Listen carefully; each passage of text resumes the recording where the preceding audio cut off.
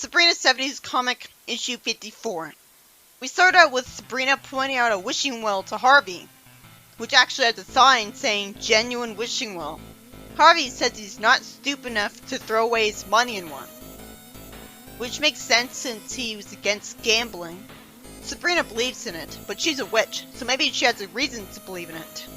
Maybe she assumes the well is by a witch, or she's just lying as an excuse to get Harvey to wish for something so that she could grant it. He throws away his coin anyways and says he wished for a big chocolate sundae. She gives it to him, and he says that she must have put it there. Before he's even gone to eat the sundae yet, she encourages him to make another wish, and she gives him a large pizza. She should have waited until he finished the sundae first. The sundae wouldn't melt while he was eating the pizza. It's lazy that we're not told why Hilda wants to talk to Sabrina alone. Maybe it's to lecture her because she's doing something nice with her magic. Harvey tells Moose that he got the pizza from the wishing well and gets grabbed and hit. Why does he have to be here? Moose is just mean-spirited. And I guess the ending's a time skip where he's not hurt anymore. He says he's going broke, wishing for his money back. This was the obvious problem he'd have. Did she not think? Sabrina should have known better than to encourage him to believe in wishing wells. She never needs an excuse to grant his wishes. But I understand why she'd want an excuse to be nice to her boyfriend. She just doesn't think the consequences through. But at least the consequences are realistic instead of utter bullshit. In the next story, Ambrose gets a call from someone he hasn't seen in ages. And he says he wants him to come over for dinner and meet the family.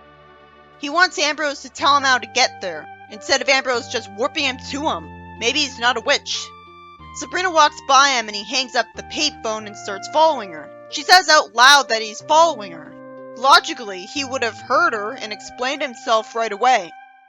Instead, the conflict's gonna be forced because she said it out loud. Not to mention, she doesn't talk to him and ask why he's following her. I guess she assumes he's just a creep who's in love with her. Instead, she gets scared and tells Hilda that he followed her all the way home.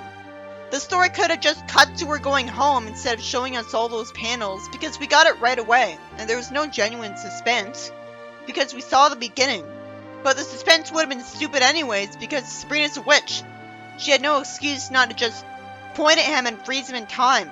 Like, obviously temporarily. It would wear off after she was far enough away from him. Hilda summons a monster to beat up Ambrose's friend.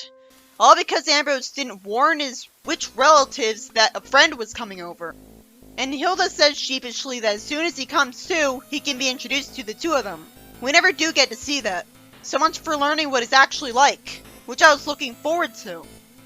Ambrose probably erased his memory of what happened to him. Why is there a repeat story?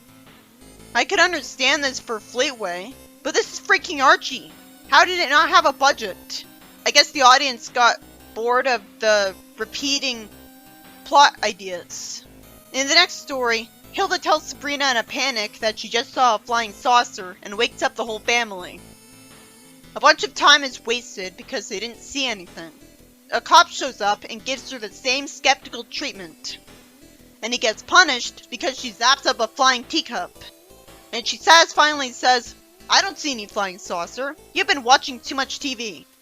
So he says he's been working too hard and he better not say anything, or they'll put him on a beat way out in the boondocks. The story just ends there. We never do get to see what Hilda saw that kicked off the entire plot. No, her seeing an actual flying saucer again would be too interesting.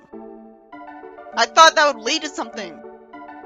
And we don't see any kids that would have been throwing a frisbee around. And based on how she described it, it wasn't the red one that turned out to actually have aliens in it. Why would a witch be scared of a flying saucer anyways? Especially after how easily she dealt with it with magic the last time. The first story is about Sabrina making Harvey believe in wishing wells as an excuse to grant his wishes without having to erase his memory of it. And she was so desperate to do that she didn't realize how much money she'd make him waste. All she'd have to do is erase his memory of it for there to not be any consequences. He even gets beaten up by Moose because he makes him waste money too. Why doesn't Moose get slapstick every time he shows up? What's the point? I hope Harvey got to eat all the sundae and pizza that was zapped up for him. The second story is about an old friend of Ambrose being given directions to his house and following Sabrina home. And Hilda gets him beaten up by a monster to protect her, instead of Sabrina just protecting herself with her magic.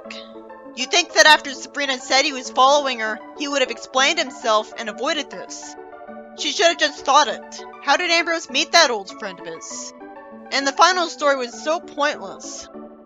It takes forever with Hilda seeing a flying saucer for no reason, and then her family says they didn't see it, and when a cop makes fun of her, she makes him see a flying teacup and use his own words against him. Obviously, I'd rather see a story about what Hilda saw and know why she saw it. I was waiting for an explanation, but the story ended too quickly.